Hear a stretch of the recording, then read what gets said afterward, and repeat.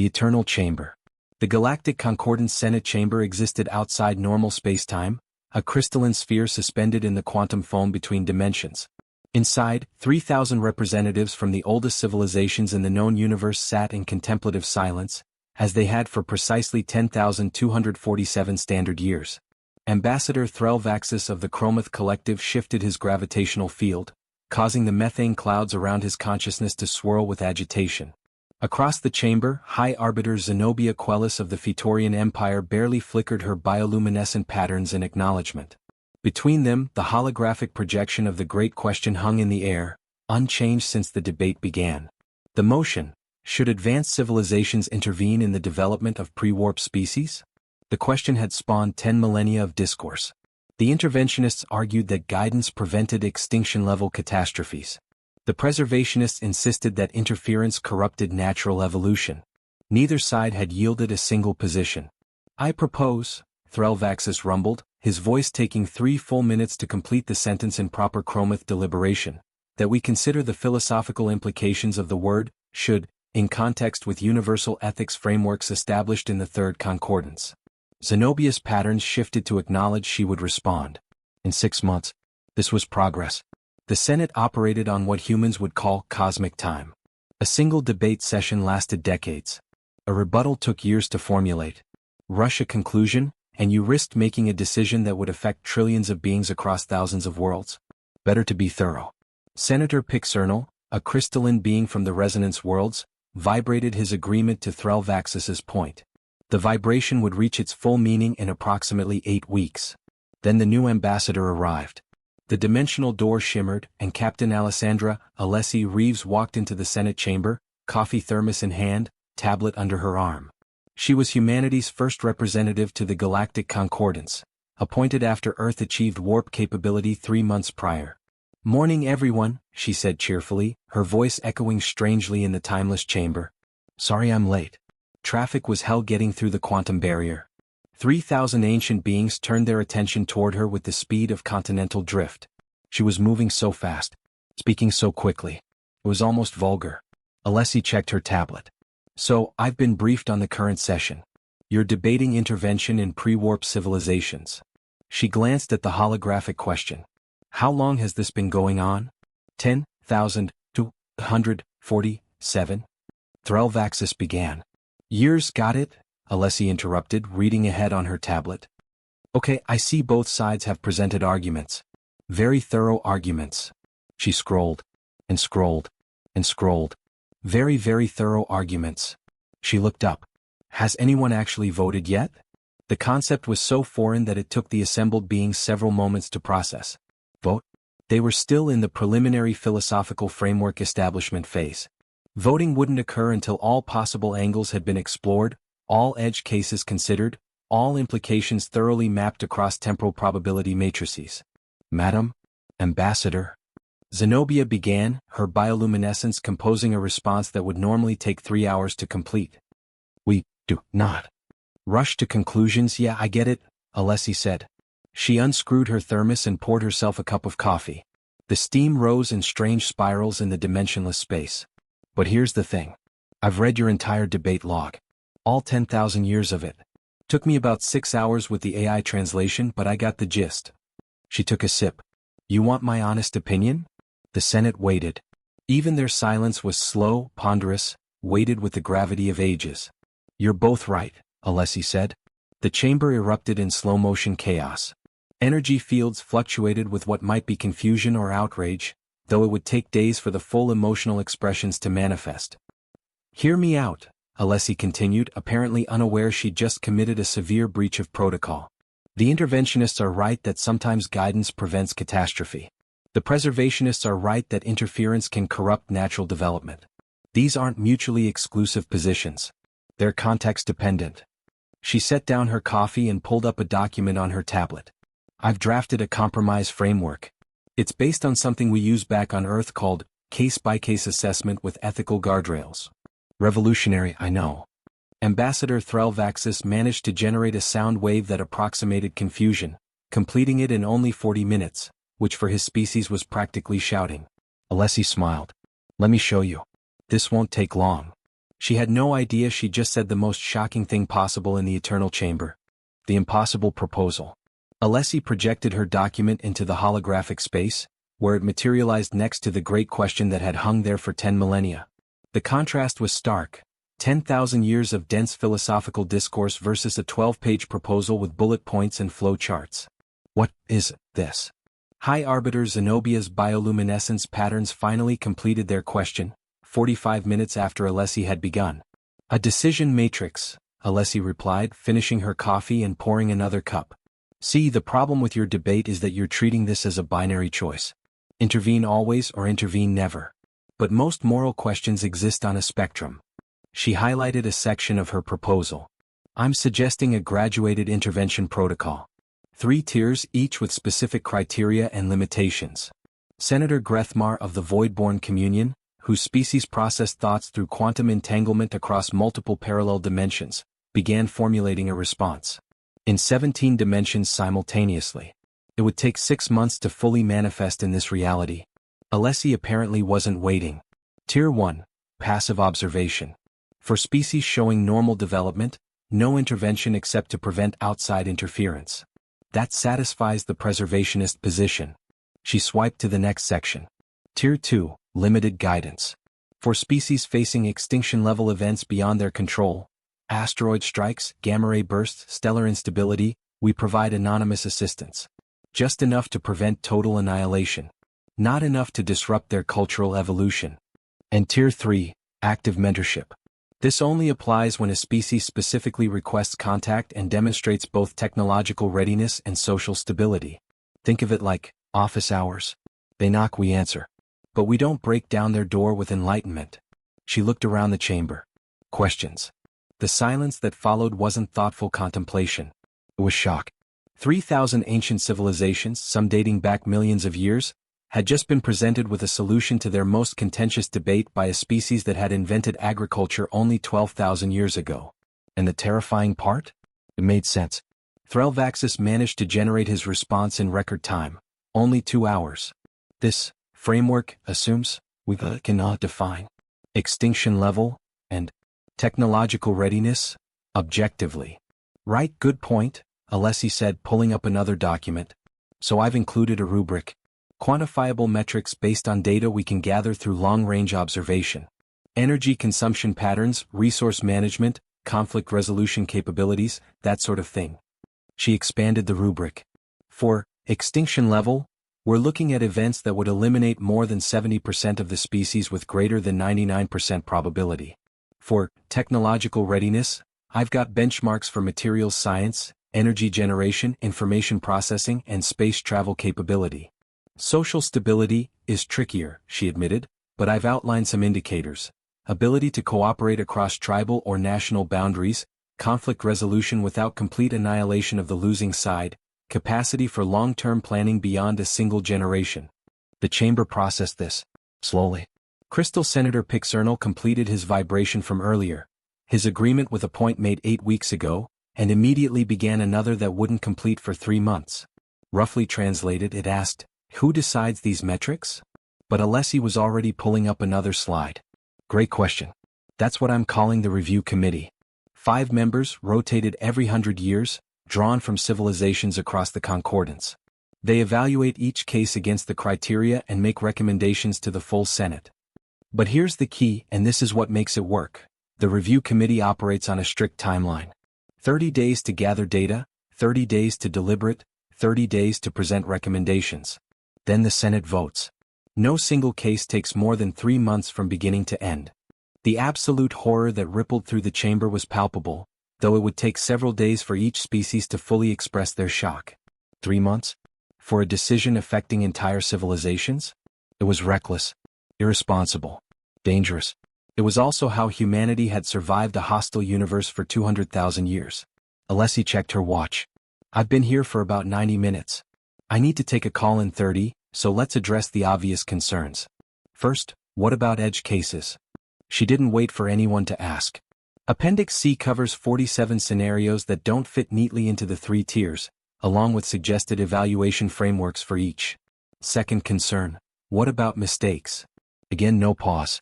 Appendix D outlines a review process where we examine our interventions every century, identify where we failed, and adjust the criteria accordingly. We learn from our errors instead of trying to avoid them by never acting. Third concern, and I'm guessing this is the big one. What about the cases where we're wrong? Where our intervention, or lack of intervention, leads to catastrophe. Now she paused. She looked around the chamber at beings who had spent 10,000 years trying to avoid exactly this outcome. Then we were wrong, she said simply. We acknowledge it, we help fix what we can, and we adjust our framework so we don't make that specific mistake again.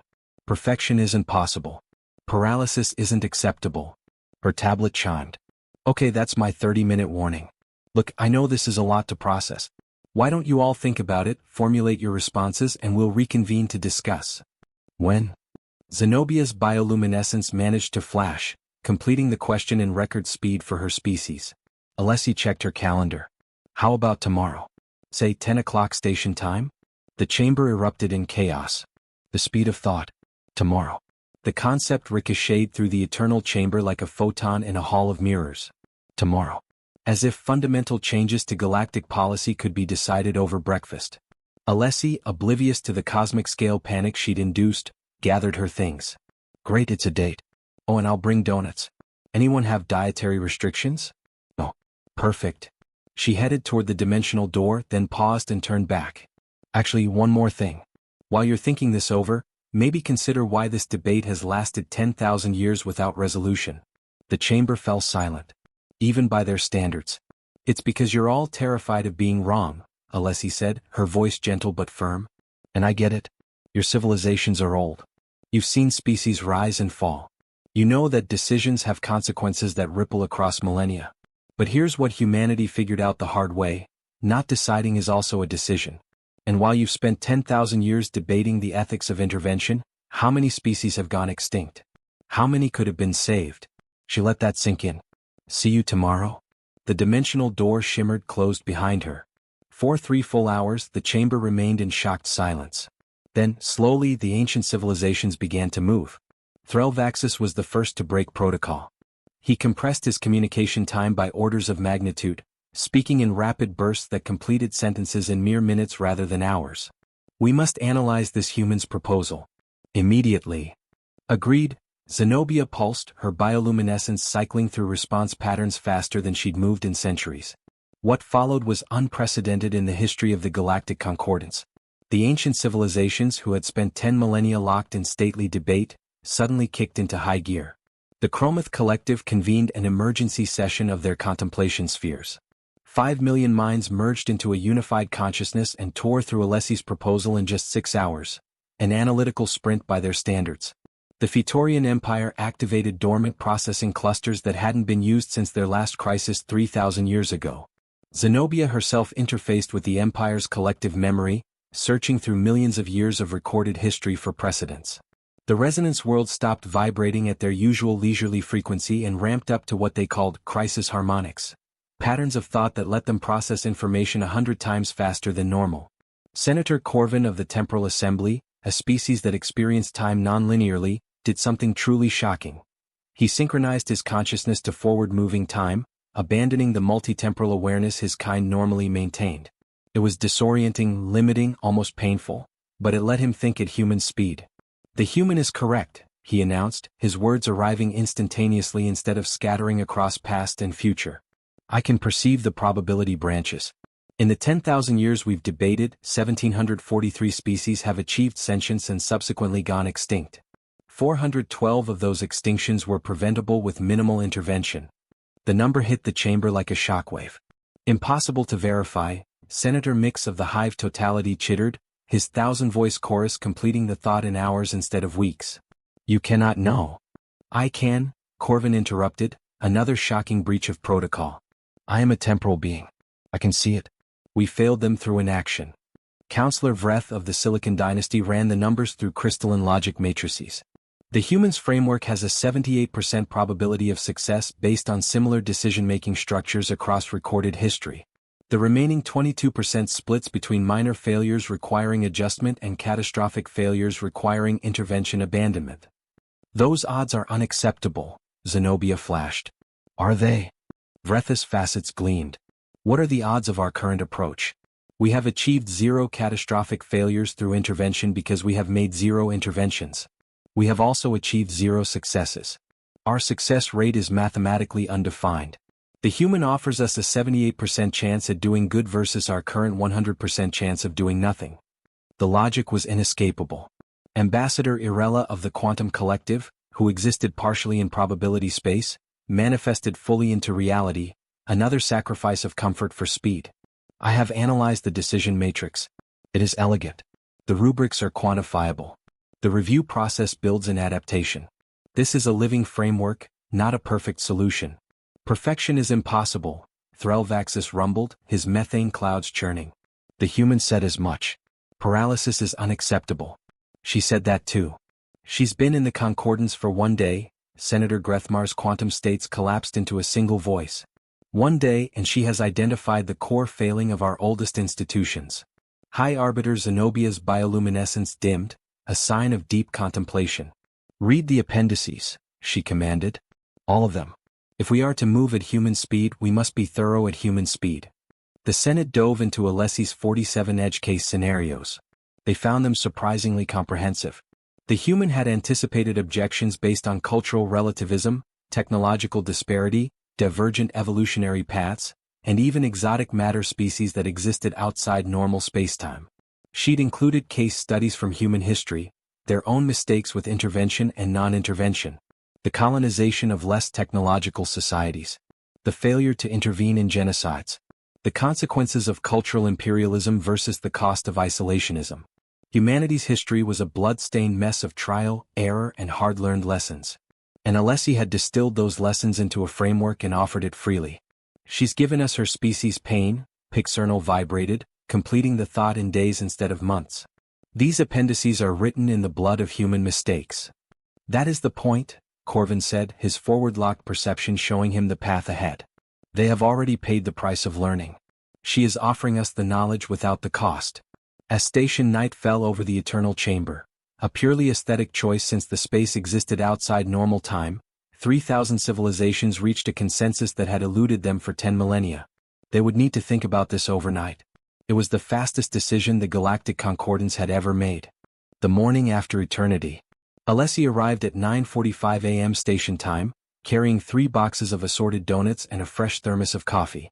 She'd spent the evening in her quarters, half expecting a message that the Senate needed more time, a few decades perhaps, to consider her proposal. Instead, she found the eternal chamber transformed. The crystalline sphere was no longer timeless and serene. It hummed with activity. Holographic displays filled the space, showing analysis matrices, probability calculations, historical comparisons, and simulation results. 3,000 ancient beings were working with an energy she wouldn't have thought possible. "Good morning," she called out, setting the donuts on a conjured platform. "I brought glazed, chocolate, jelly-filled, and some kind of thing with sprinkles." Threlvaxis's gravitational field seized a donut, the maple bar, and drew it into his methane clouds. Moments later, his voice boomed with what might have been pleasure. "Remarkable. The glucose molecules interact with..." He paused. "That is not relevant. Ambassador Reeves, we have questions." "Shoot," Alessi said, pouring herself coffee. "Your Tier 2 protocol. Limited guidance for extinction events. Defined beyond their control." The fact that Threlvaxis completed this sentence in under 30 seconds made several observers gasp. Alessi pulled up her tablet. "Great question. By beyond their control, I mean external threats they couldn't reasonably predict or prevent given their technological level. An asteroid strike they don't have the capability to detect or deflect. A nearby supernova. An invasion by a warp-capable species. Things like that. But not self-inflicted extinction?" Zenobia's patterns flashed rapidly. "Correct. If a species is destroying itself through war, pollution, resource depletion, that's internal. We observe unless they explicitly request help and meet the Tier 3 criteria." Alessi took a sip of coffee. "The line gets fuzzy when outside factors contribute to internal problems, which is why we need the review committee to evaluate each case." Senator Grethmar's quantum states shimmered. Scenario 17 in Appendix C. A species develops artificial superintelligence that threatens to eliminate organic life. External threat or internal consequence? Internal, Alessi replied immediately. They created it. But if an outside species introduced that AI specifically to destabilize them? Then it's external and we treat it as an invasion under Tier 2. What if the AI was introduced accidentally? Counselor Vreth asked, her crystalline structure refracting the question in multiple wavelengths.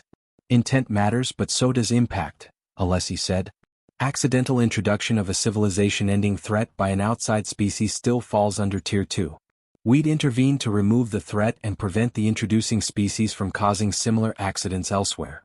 The questions came faster now, the ancient civilizations operating at a pace that would have been inconceivable yesterday. They probed edge cases, stress-tested definitions, identified potential loopholes and asked how to close them. Alessi answered each question, sometimes referring to her appendices, sometimes drafting new clauses on the fly. When she didn't have an answer, she admitted it and suggested how the review committee might handle that scenario. 3 hours in, Senator Pixernal posed the question that cut to the heart of everything. Why should we trust you? The chamber fell silent. Alessi set down her coffee. You shouldn't, she said simply. Not me specifically.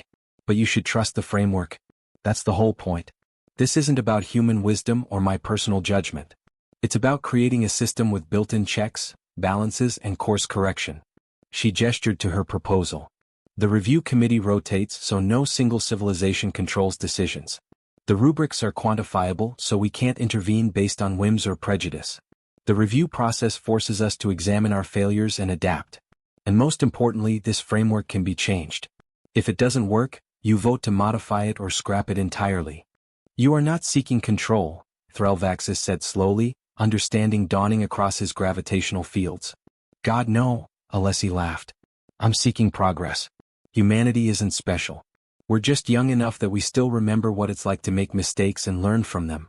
You've all become so wise that you've forgotten how to be wrong. Ambassador Irella of the Quantum Collective shimmered into focus. There is an 82% probability that implementing your framework will result in at least one major failure within the first 1,000 years. I'd say that's optimistic, Alessi replied. We'll probably screw something up within the first century. But when we do, we'll have procedures to handle it. That's what the review process is for. You are comfortable with failure, Zenobia observed, her bioluminescence pulsing with something like wonder. I'm realistic about failure, Alessi corrected. Perfection is impossible. We're going to get things wrong. The question is whether we're going to get things wrong while trying to help or get things wrong by doing nothing. She stood and walked to the center of the chamber, looking up at the ancient beings surrounding her. Here's what I know. Humanity has made every mistake you're afraid of making. We've interfered when we shouldn't have. We've stood by when we should have acted. We've imposed our values on other cultures and we've watched genocides unfold in the name of non-intervention. And you know what? We survived. We learned. We built frameworks to do better next time. We're not perfect, we're still making new mistakes, but we're no longer making the same old mistakes. She gestured to her proposal. This framework isn't a solution. It's a learning system. It lets us act, evaluate and improve. That's all it is. But it's more than 10,000 years of debate has given you. Senator Corvin, still locked into forward-moving time, spoke with the weight of prophecy. If we implement this framework, civilizations will still fall. Some that we try to save will perish anyway. Some that we choose not to save will haunt us forever. We will make choices we regret. Yes, Alessi agreed. But some civilizations will survive that would have otherwise perished. Some species will reach the stars that would have died in darkness. We will make choices we celebrate. Yes, Alessi said again. The ratio will haunt us either way. Yes. Corvin's temporal perception rippled. But only one path has any chance of improving that ratio. Alessi smiled. Now you're getting it. High Arbiter Zenobia's bioluminescence cycled through patterns of deep contemplation, completing in minutes what would normally take weeks. Finally she pulsed, we call for a vote. The chamber stirred. A vote. After only 1 day of deliberation. It was madness. It was necessary. All in favor of implementing the graduated intervention protocol as drafted by Ambassador Reeves, with the understanding that the framework will be subject to review and modification based on outcomes? The response came in 3,000 different forms: gravitational pulses, bioluminescent flashes, quantum collapses, vibration harmonics, crystalline refractions. But the meaning was universal. Motion passes, Zenobia announced. The debate is concluded. 10,247 years. Ended in one human coffee break. Alessi checked her watch. Great. Well, I've got a conference call in 20 minutes, so let's schedule follow-up to establish the review committee. How about Thursday? And just like that, the Galactic Concordance entered a new era. One where they were allowed to be wrong. The first test. The celebration, if ancient civilizations could be said to celebrate, lasted approximately 6 hours before reality crashed the party. A distress call, relayed through quantum entanglement from a monitoring station at the edge of concordance space. Species ID Verith. Classification, pre-warp, industrial age. Crisis, planetary scale volcanic chain reaction triggered by tectonic instability. Extinction probability, 97.3% within local 6 months. Alessi was in her quarters halfway through her conference call with Earth's diplomatic corps, when her tablet lit up with emergency alerts. Sorry, Ambassador Chin, I need to cut this short. Something's come up. She sprinted to the eternal chamber, where the ancient civilizations were already gathering. The speed was remarkable. Everyone materialized within 20 minutes instead of the usual 6-hour assembly period. We have our first case, Threlvaxis rumbled, his gravitational fields churning with what might have been excitement or anxiety. Probably both. The holographic display showed Verith, a blue-green world with 4 major continents, currently splitting apart as a chain of supervolcanoes awakened simultaneously. The planet's crust was tearing itself apart in what the Verith's scientists, the few who understood what was happening, called the Great Fracturing.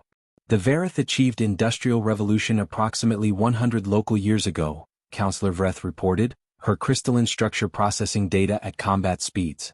Population, 4 billion. Technology level, steam power, early electrical systems, beginning radio communication. Social structure, 17 nation-states, currently engaged in 2 major wars and dozens of minor conflicts. Alessi pulled up the new protocol on her tablet. Okay. Tier assessment. This is an extinction-level event. Volcanic ash will trigger decade-long winter, collapse agriculture, acidify oceans. Definite Tier 2 scenario. But the social stability metrics, Senator Grethmar noted, his quantum state's uncertain. They are actively at war. The rubric doesn't require perfect peace, Alessi countered, scanning her own criteria. It requires capacity for cooperation. Have they ever achieved large-scale cooperation? Zenobia's bioluminescence flickered through archive data. 300 years ago, a global pandemic killed 30% of their population. The nation-states established a continental health assembly that shared resources and knowledge.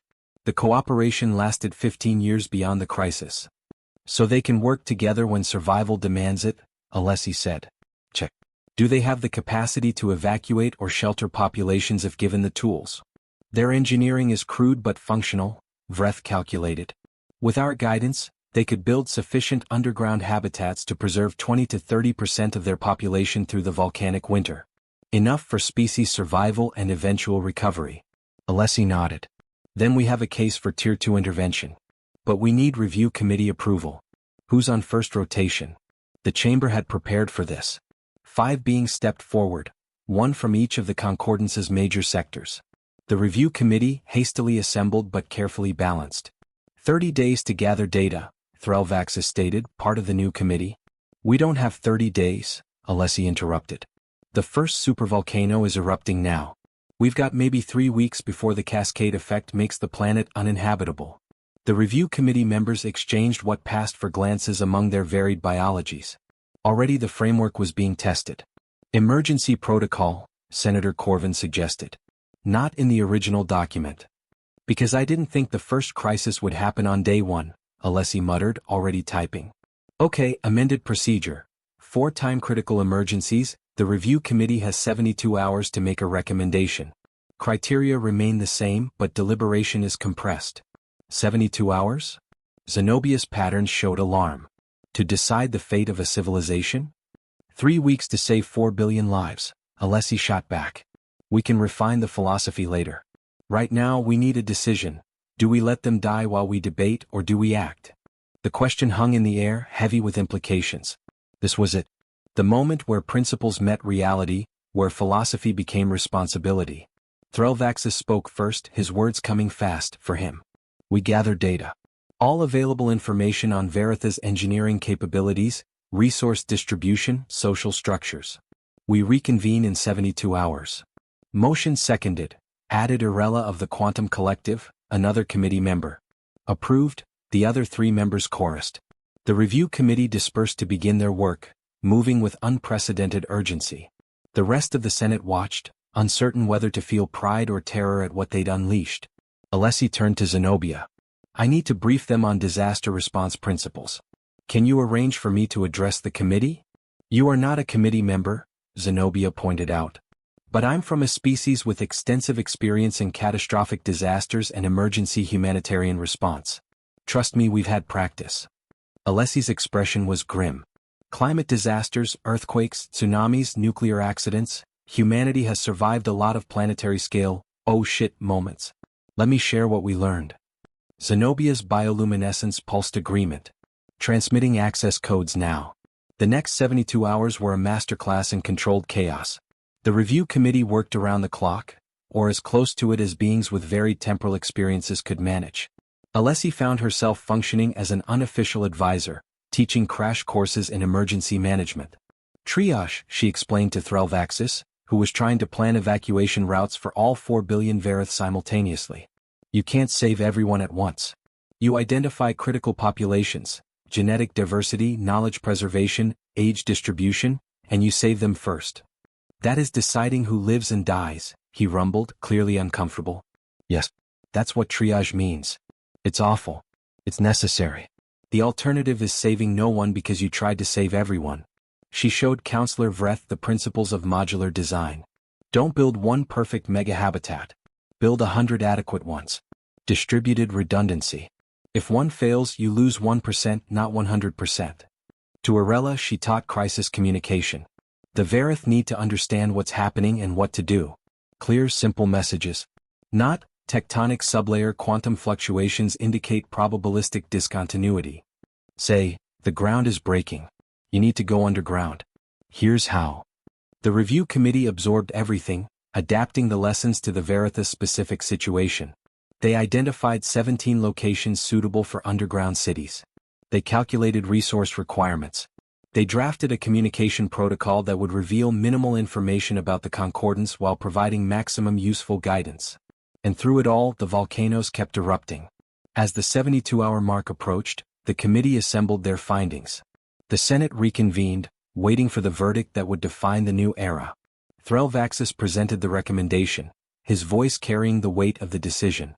We propose limited guidance intervention. Provide the Verith with underground habitat designs, resource allocation protocols, and agricultural techniques for post-volcanic conditions. Communication will be anonymous, delivered through their existing radio infrastructure. Expected survival rate, 23 to 31% of current population with 78% confidence interval, Counselor Vreth added. Expected intervention visibility, minimal.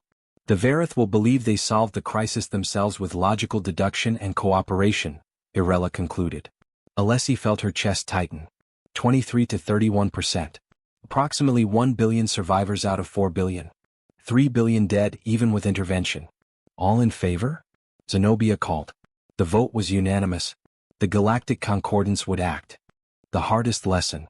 The intervention began at dawn on Verith, though the planet would not see true dawn for many years to come. The volcanic ash had already begun to dim their sun, casting the world into perpetual twilight. Radio transmissions appeared simultaneously across all 17 nation-states. The messages were identical, delivered in every major Verith language. Attention! Geological analysis indicates global volcanic event. Survival requires immediate underground shelter. Attached. Construction specifications for sustainable habitats. This information is free and available to all nations.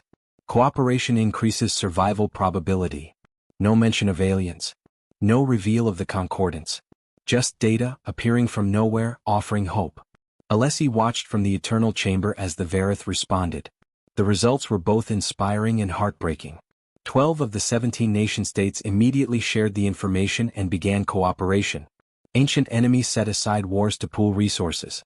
The Continental Health Assembly reformed, coordinating the construction of underground cities with efficiency that impressed even Counselor Vreth. 5 nations rejected the information as enemy propaganda. 3,412,000,000, Alessi whispered, watching the projections update in real time. That's how many we think won't make it. You knew the numbers, Zenobia said softly, her bioluminescence dimmed with sorrow. Knowing and watching are different things.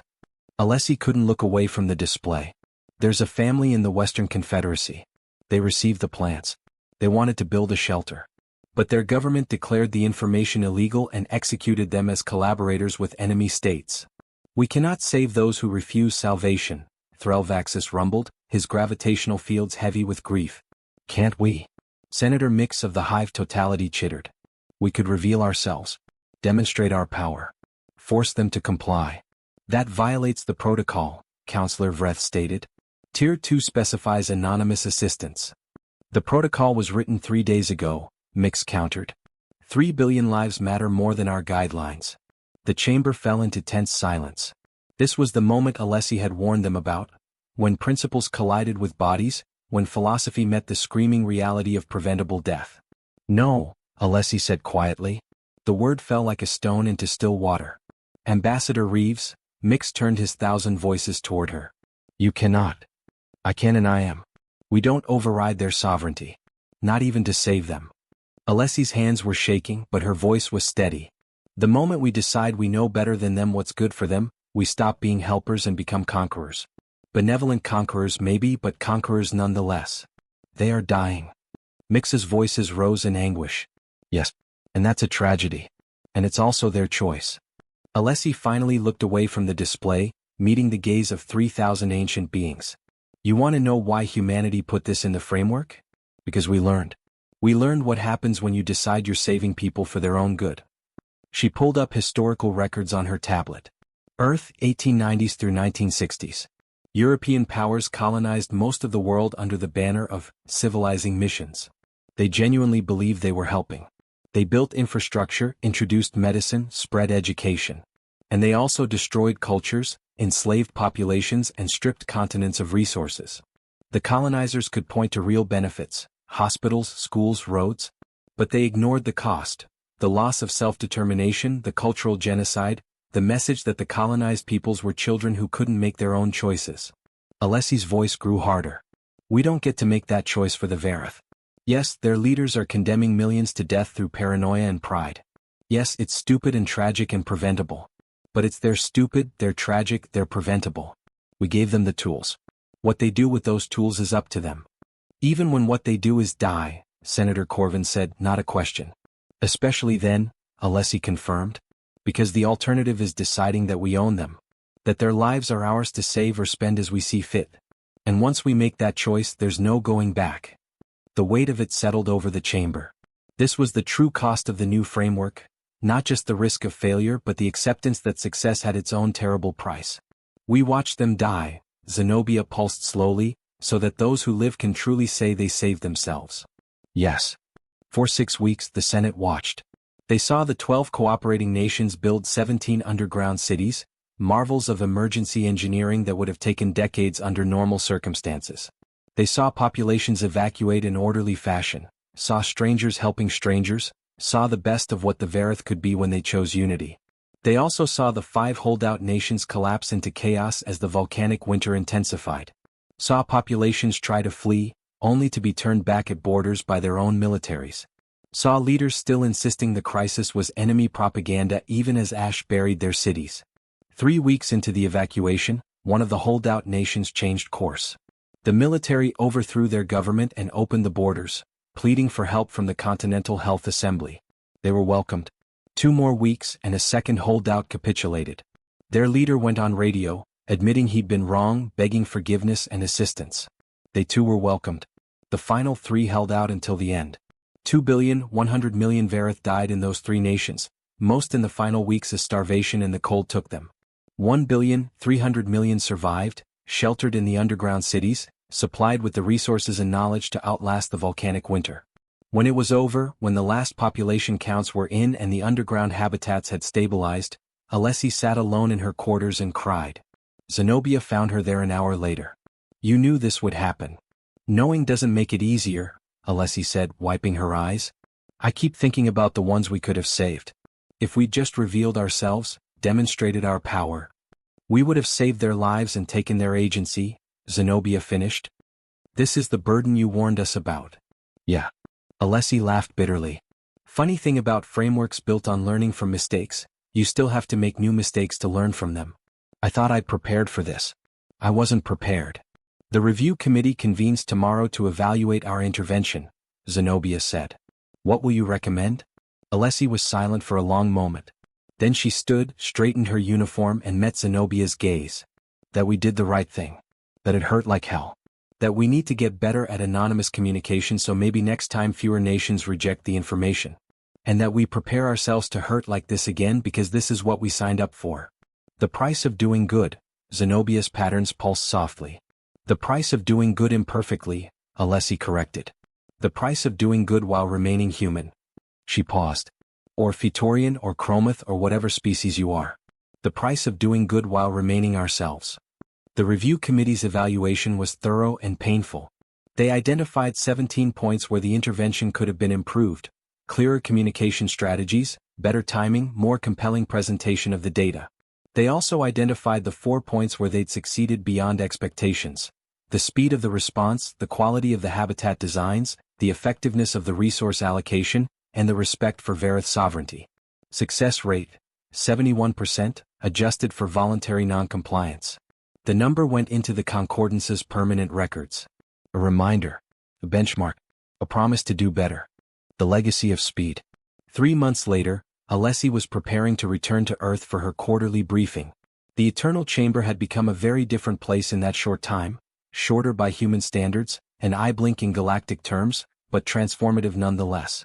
The Senate was processing 7 active cases under the Graduated Intervention Protocol. 4 Tier 1 observations, 2 Tier 2 limited guidances, and 1 Tier 3 active mentorship with a species that had explicitly requested contact.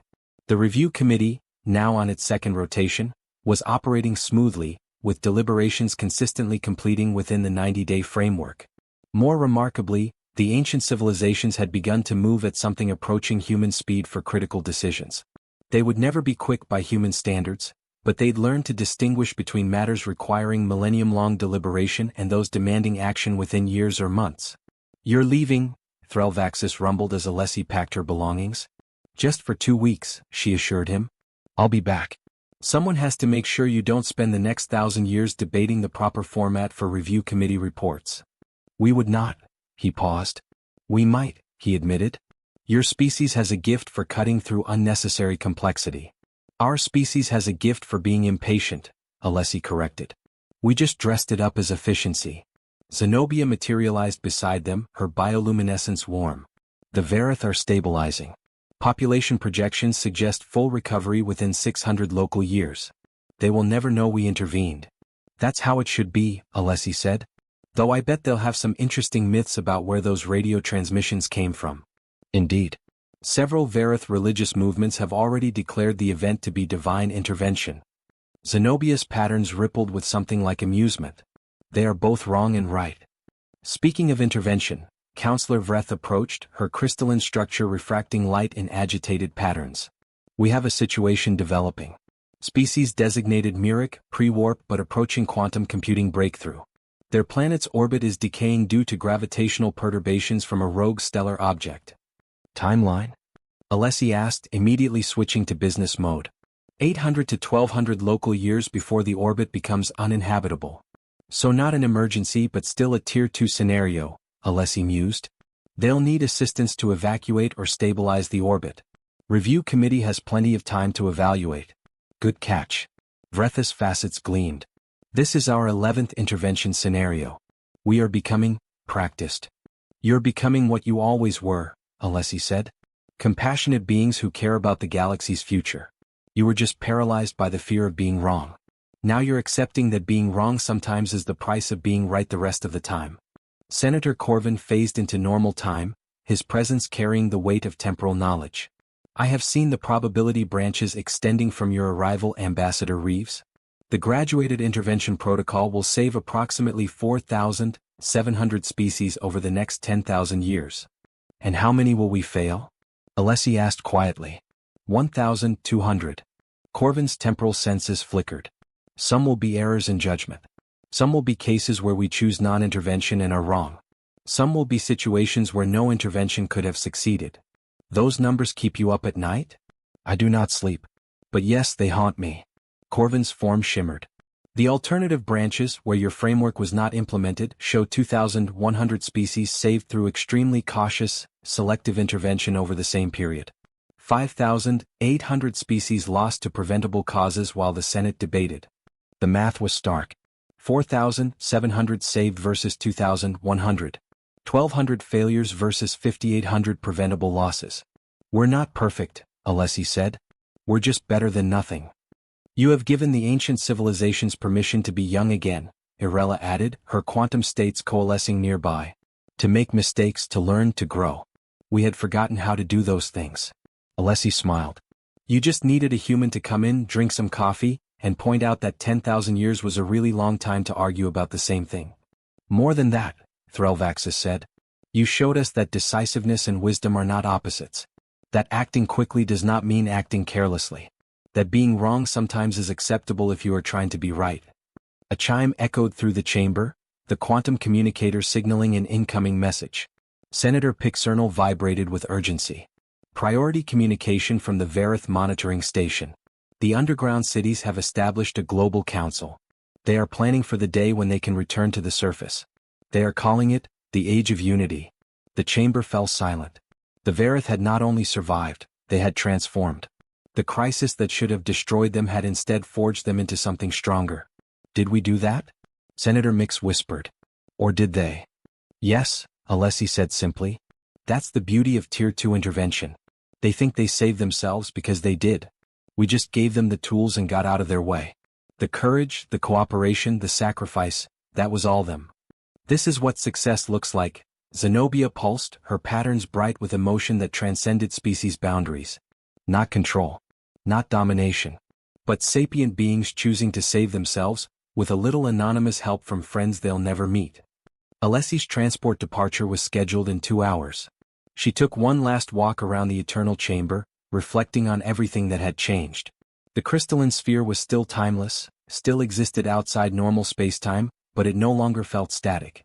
It thrummed with purpose, with motion, with the energy of civilizations learning to act. Ambassador Reeves, a voice called out. It was Ambassador Drexith, a newer member of the Senate from the peripheral worlds. Before you leave, I wanted to thank you. My civilization is young, only 15,000 years old. We have always felt insignificant next to the ancient powers. Your arrival showed us that youth has value. That inexperience can be a gift when it comes with fresh perspective. You'll do great things, Alessi told her. Just remember, being young doesn't mean being reckless. It means being willing to take calculated risks. There's a difference. The difference between your coffee break revolution and chaos. Drexith's bioluminescent tendrils flickered with understanding. You had done your homework. You came prepared. You simply moved faster than we were accustomed to. Homework? Alessi laughed. I spent 6 hours reading 10,000 years of debate transcripts and stayed up all night drafting that proposal. I was terrified I'd miss something crucial. But you didn't, Threlvaxis said, joining them. Because you understood something we had forgotten. Not every decision requires perfect information. Some decisions simply require good enough information and the courage to act. As Alessi boarded her transport, she looked back at the assembled beings, ancient and young, massive and minuscule, beings of matter and energy and probability. They had taught her so much about patience, about the long view, about the weight of responsibility across deep time. And she had taught them that sometimes, the longest journey begins with the shortest deadline. The transport doors closed. Through the viewport, she watched the eternal chamber recede, a glowing sphere of purpose suspended in the void. Inside, 3,000 civilizations were already deliberating their next cases, moving at speeds that would have been unthinkable 4 months ago. Coffee breaks over, Alessi murmured, pulling out her tablet to review her Earth briefing notes. Time to get back to work. Behind her, in the chamber outside time, the Galactic Concordance did the same. The 10,000-year debate was over. The real work was just beginning. Epilogue, 2 years later. The history texts of 12 species now reference what scholars call the acceleration, the period when the Galactic Concordance transformed from a deliberative body into an active force for good in the galaxy. Ambassador Alessandra Reeves returned to the Eternal Chamber regularly, though she was no longer the only human representative. Earth had been granted 3 Senate seats, and humans had proven surprisingly good at the role Alessi had pioneered, pushing for action, drafting frameworks, teaching the ancient civilizations that speed and wisdom could coexist. The graduated intervention protocol had evolved as Alessi always knew it would. The review committee now operated in cycles of 60 days instead of 90, after discovering they could maintain rigor with less time. The rubrics had been refined based on real-world results. New appendices covered scenarios Alessi's original draft had never imagined. And the successes mounted. 43 species saved from extinction. 17 first contact scenarios managed without incident. Hundreds of civilizations receiving the guidance they needed precisely when they needed it. There were failures too. 7 interventions that went wrong. 3 species that fell despite the Concordance's best efforts. 2 cases where the review committee chose wrong and populations paid the price. Each failure was documented, analyzed, mourned, and learned from. The framework adapted. The Concordance improved. In the eternal chamber, where time moved at the speed of wisdom, a new tradition had emerged. Every session began with what the Senate called the human question. Is this decision urgent, important, or both? Urgent and important got 90 days. Important but not urgent got standard deliberation. Urgent but not important got delegated to staff. Neither urgent nor important got tabled. It wasn't perfect, but it was better than spending another 10,000 years in debate. And somewhere in the galaxy, on 17 worlds in various states of recovery, sapient beings looked up at their skies and wondered about the strange radio transmissions that had saved them. Some believed in divine providence. Some believed in coincidence. Some believed they'd simply figured things out themselves. None of them knew about Ambassador Alessandra Reeves, the human who'd ended a 10,000-year debate in a single coffee break. But they were alive to wonder, and in the end that was all that mattered.